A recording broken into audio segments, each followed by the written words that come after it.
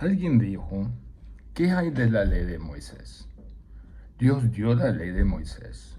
Abraham fue salvo por la fe, pero cuando Dios dio la ley de Moisés, 430 años después de la última reafirmación del pacto abrámico a Jacob, Dios dio la ley de Moisés. ¿No cambió entonces el plan de salvación?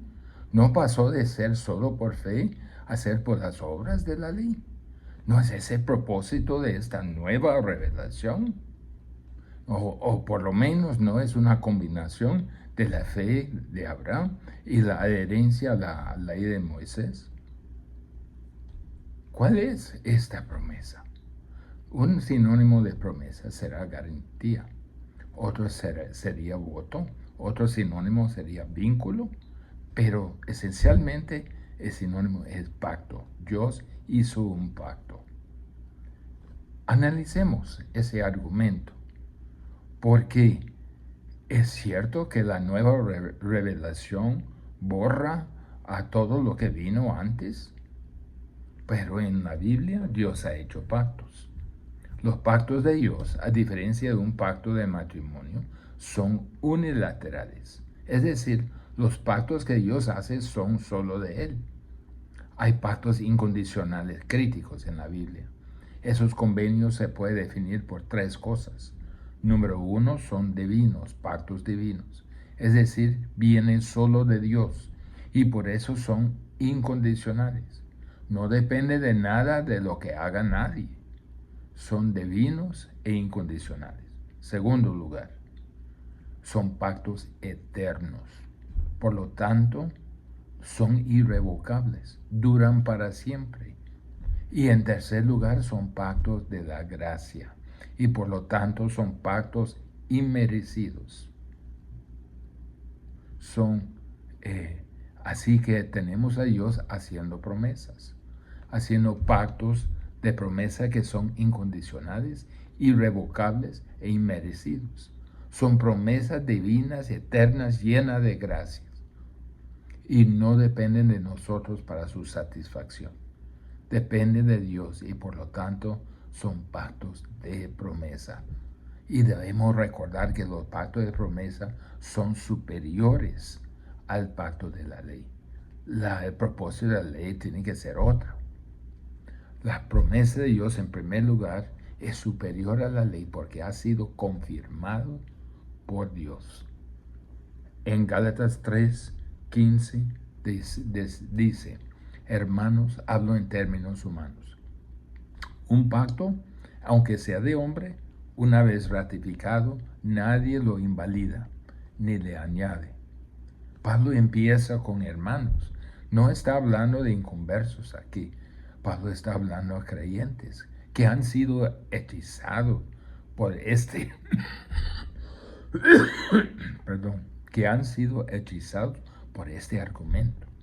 No es que no creyeron en el verdadero evangelio, lo hicieron y fueron salvos por él, pero habían comenzado a escuchar a los judaizantes y tal vez están abriendo la puerta para aceptar a un evangelio falso o proclamar un evangelio falso. Los judaizantes dicen, no, está bien, así que la salvación fue solo por fe. Así que la salvación fue solo por fe en los días de Abraham y en los años subsiguientes fue solo por fe. Eso sí es cierto, dicen ellos.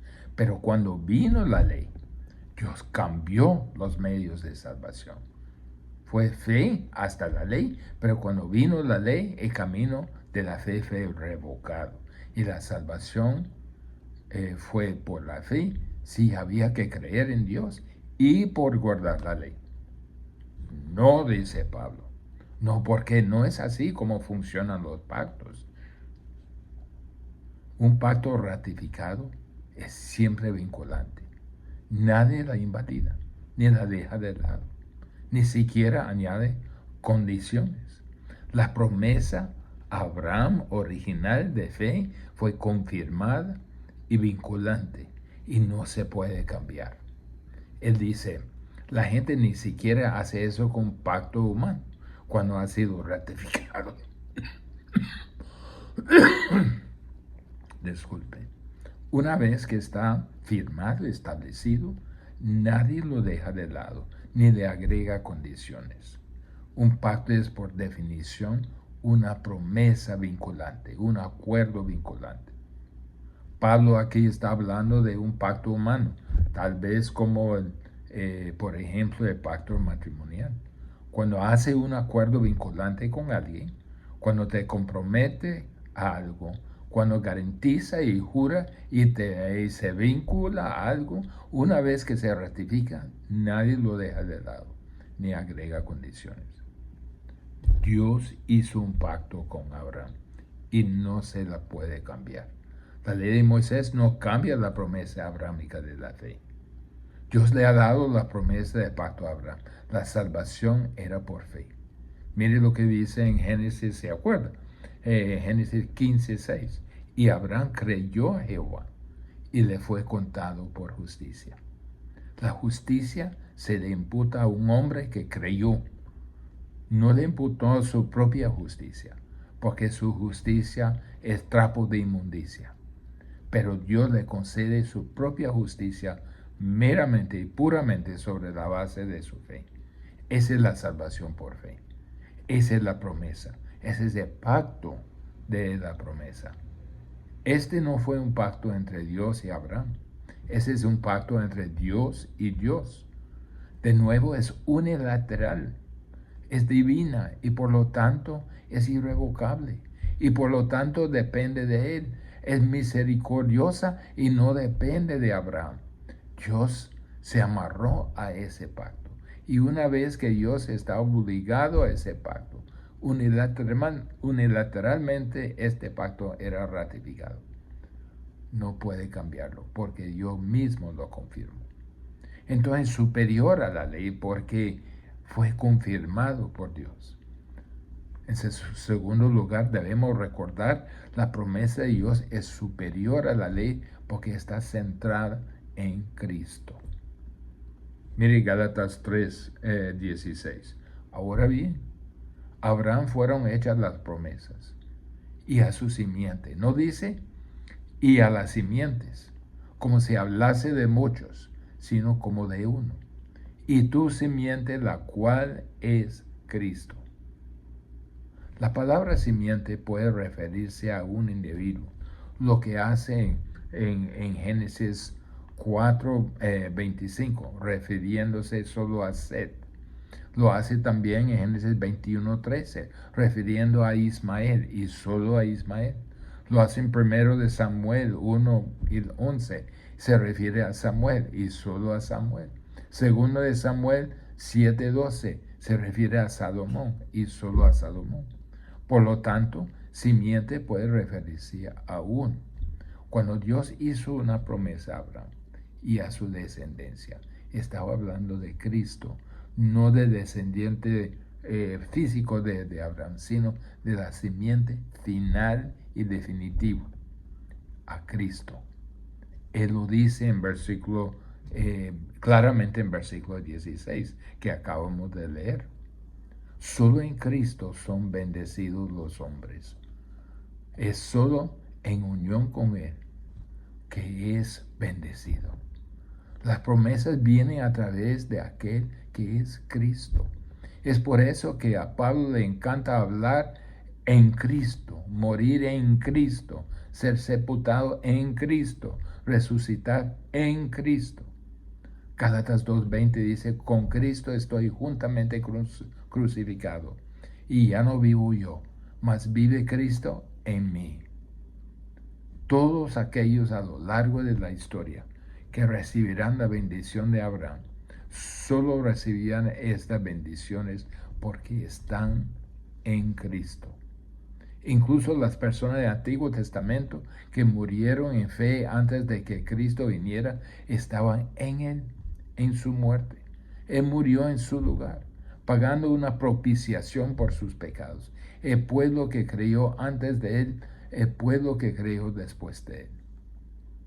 El pacto abrámico y su promesa también el pacto davídico y sus promesas. El nuevo pacto y sus promesas y realidades se cumplen solo en Cristo que guardó perfectamente la ley, en Cristo que pagó el castigo por nuestros pecados en la cruz, de modo que por tanto su obediencia activa, su justicia activa y por su obediencia pasiva, la justicia pasiva en la cruz, Él se convirtió en el que satisfizo a Dios. Morimos en Él, también recibimos su vida justa imputada a nosotros. Todo está en Él.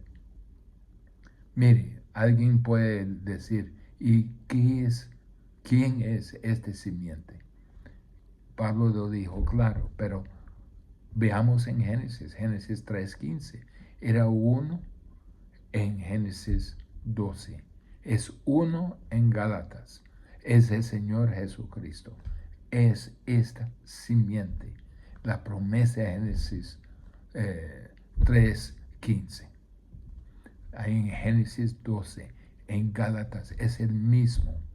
Y recibimos todas las bendiciones de todos los pactos porque estamos en Cristo.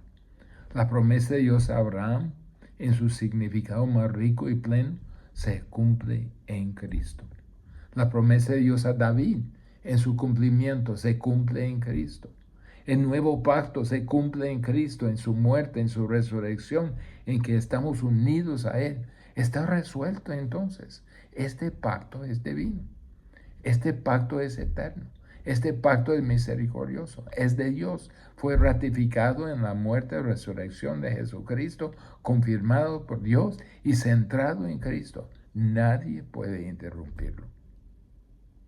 La promesa, en tercer lugar, de Dios es superior a la ley por su cronología, el momento en que fue dado.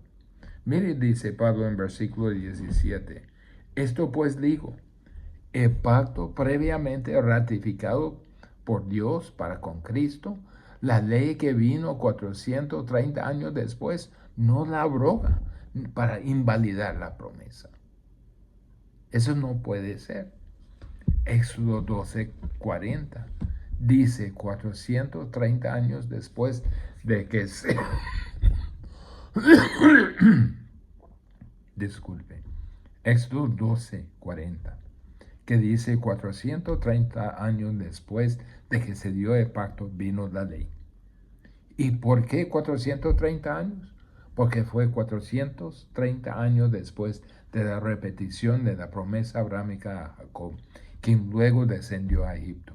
Así que el momento es exactamente el adecuado. 430 años es exactamente lo que dice Éxodo 12:40. Y fue 430 años después de la declaración final del pacto abrámico con Jacob. Algo que viene 430 años después no invalida, dice Pablo, un pacto previamente ratificado por Dios como para anular la promesa. Ahora no se puede inyectar de repente la ley en eso. No se puede inyectar obras en esto. Está interrumpiendo el flujo de la redención. El pacto abrámico cumplido en Cristo. El pacto davídico cumplido en Cristo. El nuevo pacto cumplido en Cristo. No se puede introducir la ley en eso para cambiar, para alterar, para interrumpir. Anularía todo lo que está en Abraham, todo lo que está en David, todo lo que está en el nuevo pacto. ¿Es eso lo que pretende hacer? Recuerde que la promesa de Dios es superior por cuando fue dado. También la promesa de Dios es superior a la ley porque es completa. Versículo 18. Porque si la herencia es por la ley, ya no es por la promesa. Pero Dios la concedió a Abraham mediante la promesa. La ley y la fe son incompatibles. Si Dios dice que la herencia se basa en la ley, ya no se basa en una promesa. Si es Moisés, entonces no es la promesa. Pero Dios la concedió, palabra clave, la concedió. Pero Dios ha dado a Abraham por medio de una promesa. La promesa es un regalo de gracia. Dios muestra que estos dos son incompatibles. Lo que los judaizantes enseñaron era una herejía, un evangelio falso, un evangelio maldito, un evangelio que fue escrito por Satanás. No se puede alterar la salvación solo por fe. Y no se puede permitir que la ley anule sus promesas. Dice Pablo al final del versículo 17, cuando Dios dio la promesa como un regalo de gracia. Así que a cada pecador que confía en Cristo crucificado para salvación, a cada pecador que pone su fe en Cristo resucitado, la promesa llega. Y con ella todas las bendiciones prometidas. Y a través de Abraham, toda la bendición prometidas. Y a través de David, todas las bendiciones prometidas. Y a través del nuevo pacto, todas las bendiciones que vienen de Dios. Exigir la ley, exigir la circuncisión, es retroceder en la historia y anular el plan de Dios. La ley dice, haz esto y vive, o haga esto y vive. Haga esto y vivir. El Evangelio dice, recibid esto y viviréis. Es un regalo. La ley es inferior a la promesa porque tiene un propósito inferior. Gálatas 19. Entonces, ¿para qué sirve la ley? Fue añadida a causa de las transgresiones, hasta que viniese la simiente a quien fue hecha la promesa, y fue ordenada por medio de ángeles en mano de un mediador. ¿Por qué entonces la ley? Toda la gama de la ley que de Dios nos da una imagen de justicia completa de Dios y de todo lo que le ofende, de todo. Y no son solo comportamientos, son también las actitudes. El primer propósito de la ley es definir el pecado. Y Pablo dice, sí, para mí define el pecado. El segundo propósito es excitar el pecado. Es decir, la ley despertó en mí la codicia. Romanos 7, cuando Dios dice, no haga esto, algo en nuestra naturaleza caída lo hace más atractivo. Lo que no está prohibido. Así que la ley no solo define el pecado, sino que tiene una manera de excitar el pecado en nosotros. La ley también declara que el pecado no es solo algo malo por lo que nos hace a nosotros y a otra persona, sino es malo porque es rebelión contra Dios. La ley dice, ahí está Dios y Él tiene voluntad. Él tiene reglas, Él tiene normas, y si los quebranta, está bajo la condenación divina. Estamos en rebelión contra Dios, a quien ofendemos continuamente. ¿Quién nos hará responsables de esas ofensas y nos castigará? ¿Para qué sirve la ley? Fue añadida a causa de las transgresiones, o mejor dicho, para manifestar las transgresiones. Ahora bien, ¿existían transgresiones antes de la ley? Antes de que Moisés recibiera la ley en monte Sinaí, ¿existió el pecado? Por supuesto, todo camino de regreso a la caída, porque la gente no tenía una definición completa de pecado, pero realmente no entendían completamente la revelación de la santidad de Dios para que entendieran que estaban en rebelión contra Él al violar su ley, pero tendrían un sentido porque había religión, incluso había sacrificios ofrecidos a Dios antes de la ley. Pero hay una cosa que la ley hizo que no se había hecho, y esto es lo que es. La ley demostró cuando fue dada que no podía salvar a nadie. Dáselo a las mejores personas, a las personas que fueron elegidas por Dios, que tuvieron a Dios en su historia, cuya identidad estaba conectada a Dios. Tenían las mejores circunstancias, las mejores condiciones, las mejores conexiones con Dios. Dale a ellos la ley y mire si puede salvarse. ¿Y qué hicieron? Devastaron la ley de Dios. Éxodo 24, todos dicen, obedeceremos, obedeceremos. Todo lo que Jehová ha dicho, eso haremos. Pero desobediencia, deserción, apostasía, juicio, exilio. La historia de Israel lo demuestra y que la ley no puede salvar. Ese es el punto. Por eso había que poner la ley por escrito. En su absoluta justicia, la ley es santa, justa y buena. Se le puede dar a las personas con más potencial y no pueden ser salvos por ella.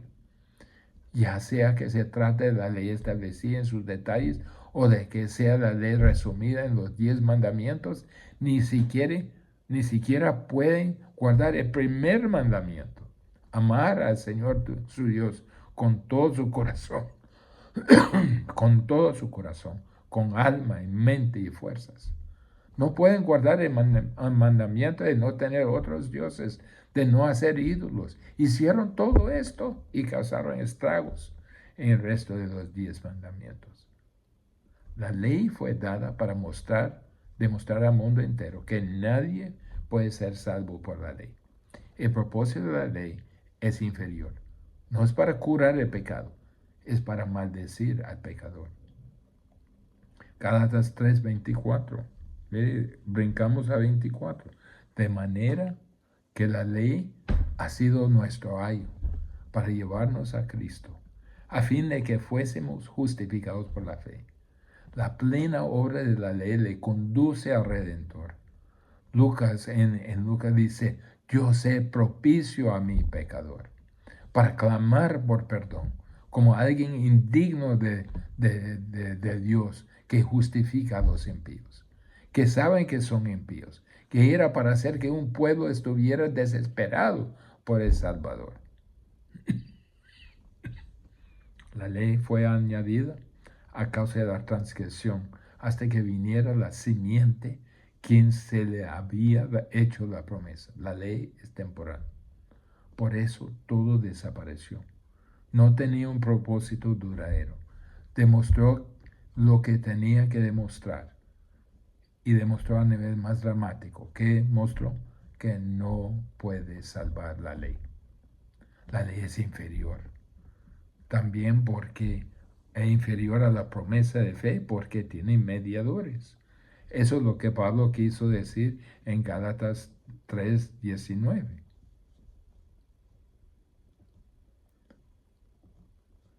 Dice entonces, ¿para qué sirve la ley?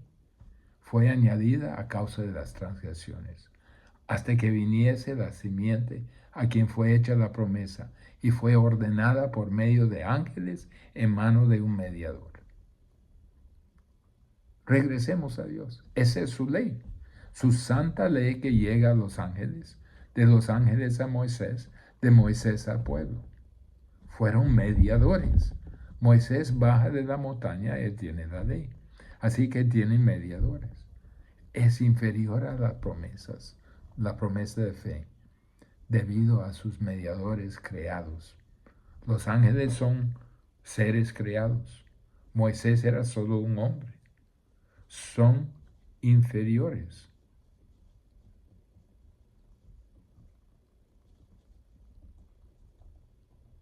Los ángeles, por ejemplo, son seres creados. Moisés es un ser creado. En contraste, la promesa vino directamente de Dios. La promesa llegó y dice en Génesis 12, y Jehová le dice a Abraham, y luego Jehová hablaba otra y otra vez con Abraham. En capítulo 18 de Génesis, el Señor viene a cenar a la casa de Abraham. Le habla como a un amigo, porque esto es promesa. Esto no es una amenaza.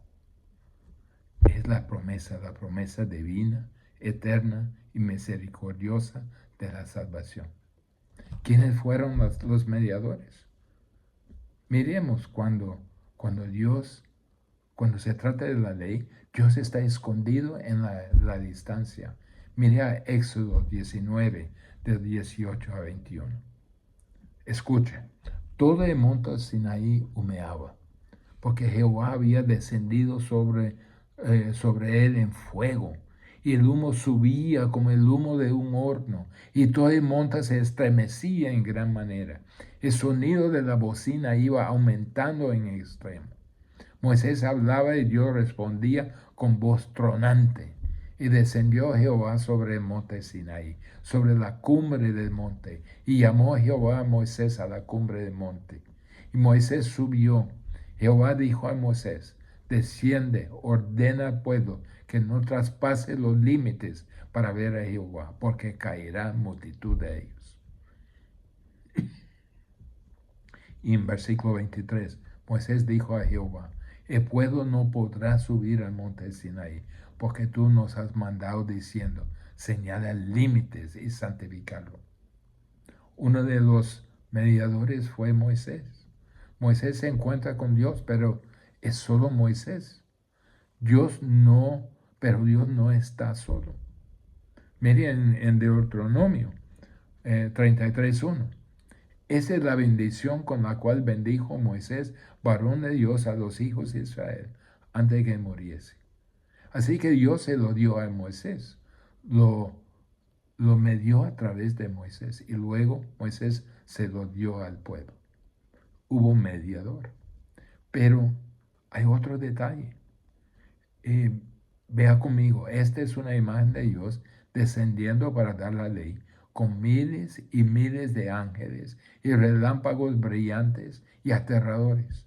Pero cuando Dios vino a Moisés, como dice Jehová, vino de Sinaí, y de Seir les esclareció, resplandeció desde el monte de Parán, y vino entre 10 millares de santos, o digamos ángeles, con la ley de fuego a su mano derecha. Moisés quería ver a Dios. Y Dios dice: no podrás ver mi rostro, porque no me verá hombre y vivirá. Así que lo mete en una montaña y deja pasar un poco de su resplandor. Pero Dios estaba escondido en la entrega de la ley. Incluso Moisés solo ve a Dios en esos términos terribles y temibles. Salmo 68:17. Los carros de Dios se encuentran por veintenas de millares, y el Señor viene del Sinaí a su santuario. Eso es como vio a Dios de lejos. Pero otros mediadores dice de ángeles, de Dios a los ángeles, de los ángeles a Moisés, de Moisés al pueblo. Mire lo que dice en Hechos 7:38. Esteban estaba predicando, hablando de Moisés. Este es aquel Moisés que estuvo en la congregación en desierto con el ángel que le hablaba en el monte Sinaí, y con nuestros padres, que recibió palabras de vida que darnos. Esteban dice en ese mismo capítulo: vosotros que recibiste la ley por disposición de ángeles y no la guardaste. Fueron dados de Dios a ángeles, de ángel al Moisés, de Moisés al pueblo. Hebreos 2:2-3. Porque si la palabra dicha por medio de los ángeles fue firme, y toda transgresión y desobediencia recibió justa retribución, ¿cómo escaparemos nosotros si descuidamos una salvación tan grande? La ley fue a través de mediadores. La promesa no necesita un mediador. La promesa es de primera mano de Dios. La promesa de salvación por fe es tan preciosa para el corazón de Dios que Él vino directamente a Abraham. Él viene directamente a cada persona que cree. Esto es lo que hace que el catolicismo romano sea tan horrible, aberrante. Mediadores por todas partes, sacerdotes, santos, María, todo tipo de mediadores falsos en todas partes. Gálatas 3:20. El mediador no lo es de uno solo, pero Dios es uno. Dios no necesitó un mediador para traernos su promesa, porque es un pacto que Él hizo consigo mismo. Es una promesa de salvación incondicional, divina, eterna y llena de gracia. Dice, pero Dios es uno. Solo necesita un mediador si se trata de un acuerdo entre dos o más.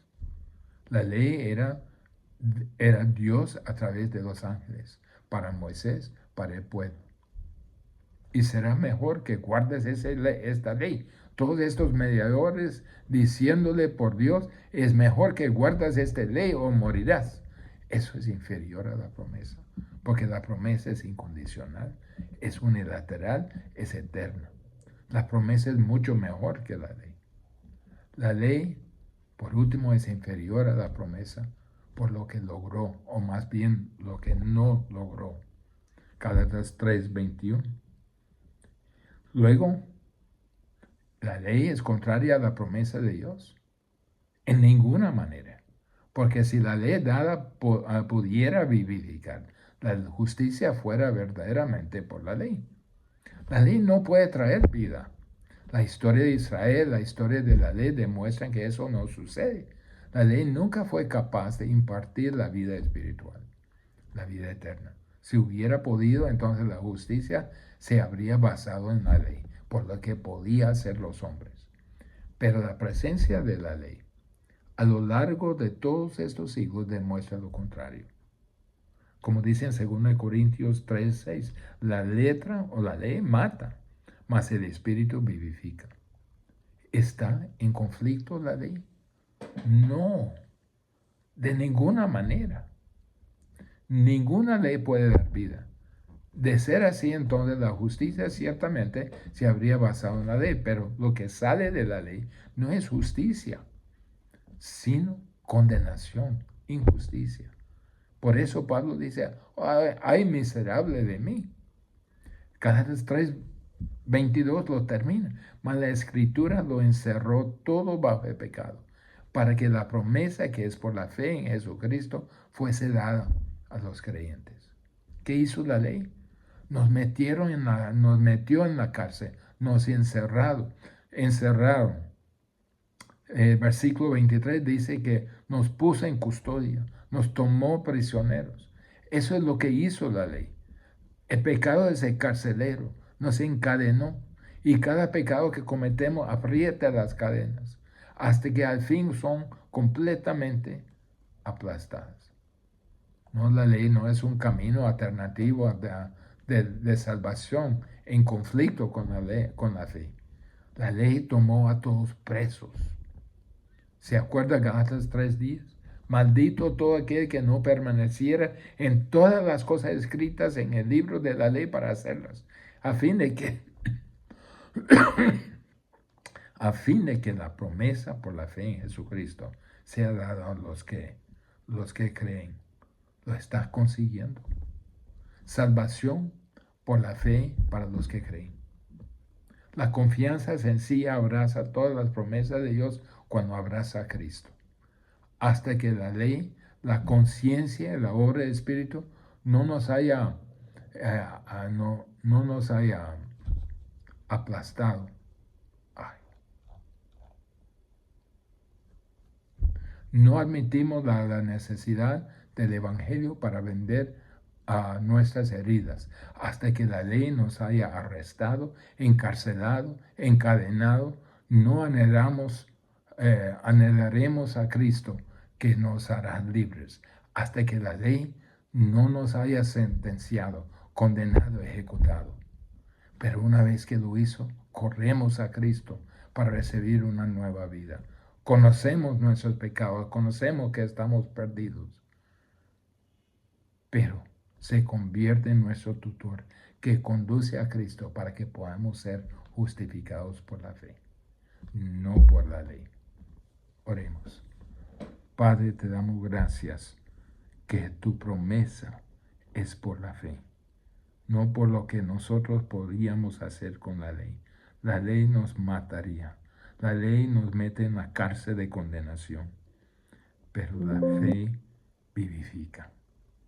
Gracias, Señor, por la ley, por la fe. En nombre de Jesús. Amén.